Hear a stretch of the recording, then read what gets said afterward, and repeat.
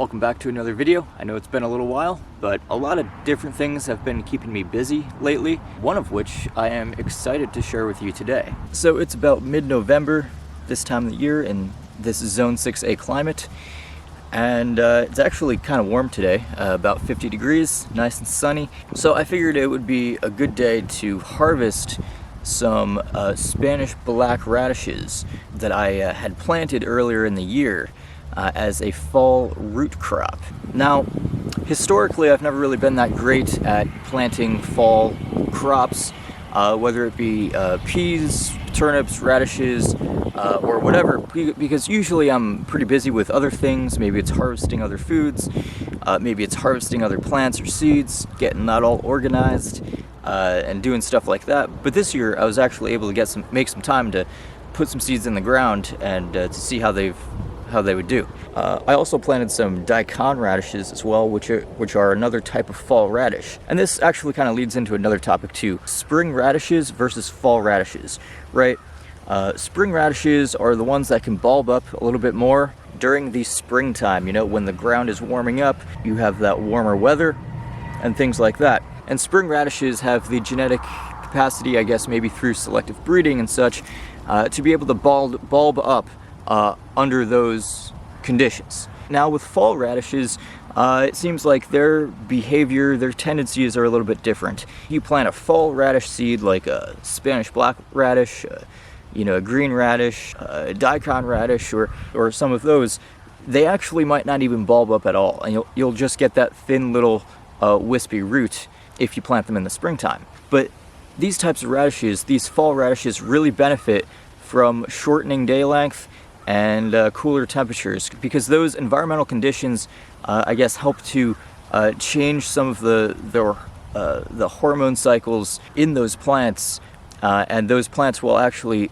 jettison their sugars, their energy stores and nutrients into the roots when the length of sunlight begins to shorten during the day. You know, and so anyway, these roots will actually swell, and you can get some pretty good sized black radishes that you might not get so much in the springtime. So in terms of when you want to plant these radishes, you're going to want to know when your average last frost date is. And then from there, you want to count back maybe a couple of months. Maybe I'll put some details somewhere around here, because right off the top of my mind, I'm not getting anything.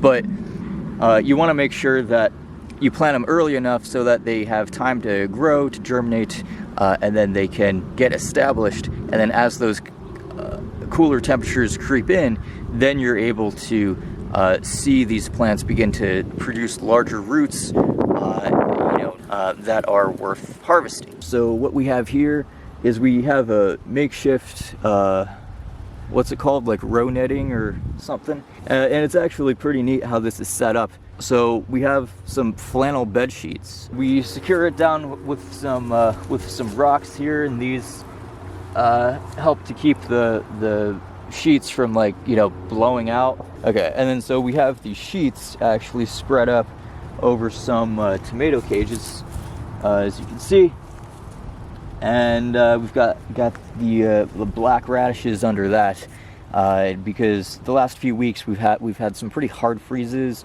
We've had a little bit of snow, so we just kind of set this up here to kind of take the edge off a little bit for the radish plants. And what's kind of neat too here, I'll show you. It lets in a little bit of ambient light, you know, no direct sunlight, but the radish plants really are not dependent on direct sunlight so much this time of the year as it gets colder and the day length shortens. You know, even though they're kind of green, they're not really super active with photosynthetic activity, because they're really relying on the sugar stores and the photosynthetic, you know, energy stores that they've stored up during the growing season. And so, you know, they're kind of going a little bit more dormant, so they can just try to tough out the winter a little bit more effectively. So, you know, if you're on a budget and stuff like that, you don't feel like, you know, buying row cover that's made specifically for this, you can just kind of, in a pinch, you can put down some old tomato cages and then throw an old bed sheet on top of that. We're kind of in getting to later November here, so a harder winter is probably kind of getting ready to set in. So I think these guys are probably going to get as big as they're going to get this year. So it seems that this would probably be a pretty good time to harvest. and I'm gonna go ahead and kind of go through, harvest some of these guys today.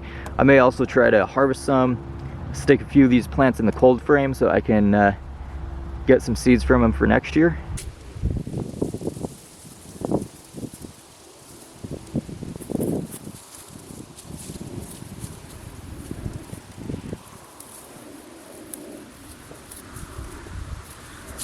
And then, by the way, I also want to mention, if you have a clothesline and stuff, if you take these off during the day, you know, if you want them to get a little bit more sunlight, especially if it's earlier on in the season, before it gets really, really cold, during the day you can take these, and if you have like a clothesline, you can hang them up, let them kind of air dry, just so that these guys can get the ability to kind of air out and stuff like that, because they can kind of trap some moisture during the night, during the early morning and such. When the dew or frost kind of set in, or especially if it snows. But it's really that direct contact, that direct leaf contact to frost that we're trying to kind of avoid, trying to mitigate.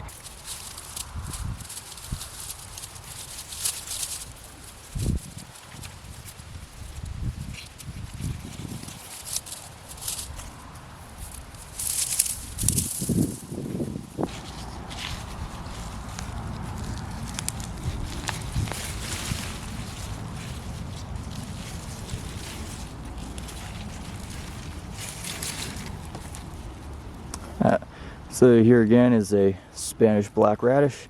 They've got that nice black skin, and it's all like pure white meat on the inside. We've got a worm there too, actually.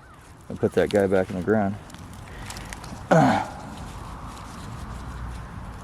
You know, what I'll do with these radishes is, you know, you can grate them up raw into a salad a little bit. You can cook with them. You don't want to eat too many of them raw because they can kind of mess up your iodine levels if you have too many, due to like the goitrogens or something. Yeah, so all things in moderation, but these things are I'm sure jam-packed with a bunch of good nutrition. Probably got some vitamin C, phytochemicals, good stuff. You can probably even leave them in the ground over winter. I would be careful with that, because I know like some voles and mice and such can kind of go after it during that time. But if you have like a root cellar, you can kind of move these into there. The skin is edible. You can either include it with the rest of the radish, or you can peel it. It's up to you. The leaves are also edible. Can nibble on the young ones raw. You can cook up a little, or you can cook up some of the leaves too. Steam them. You use them basically as you would mustard greens. All right. Harvest a few more of them here. Alright, I'm going to try filming this again. Last time the battery died on me, so we have some black Spanish radish here. I'm going to dig up with a shovel. I'm going to transplant this in the cold frame, one of the cold frames that I have. Now ideally you plant these plants directly in the cold frame for like fall planting, and then you don't have to do this, but I was not afforded that option at that point in time.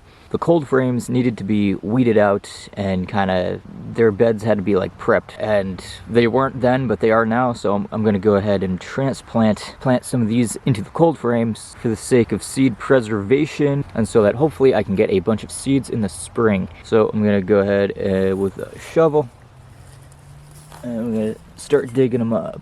Let's see this one.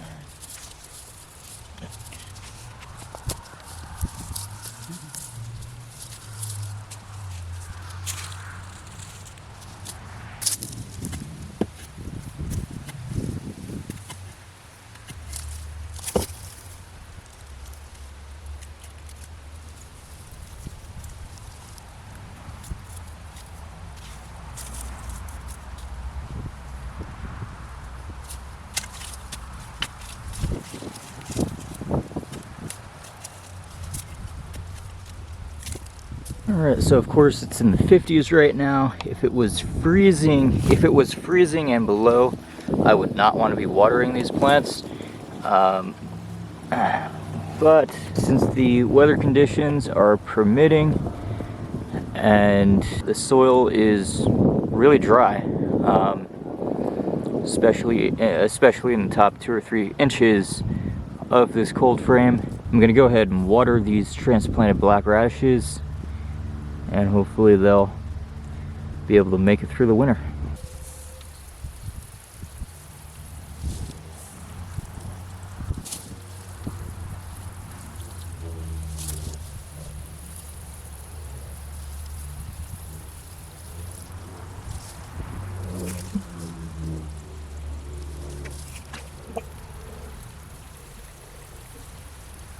The Spanish Black Radish.